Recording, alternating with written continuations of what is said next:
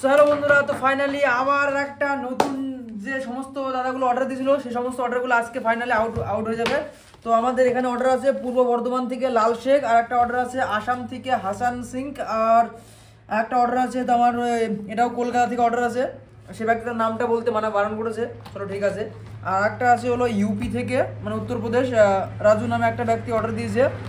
আর এখানে আছে হচ্ছে হাওড়া থেকে একটা দাদা অর্ডার দিয়েছে, এটা হাওড়া যাবে, মানে কলকাতা হাওড়া।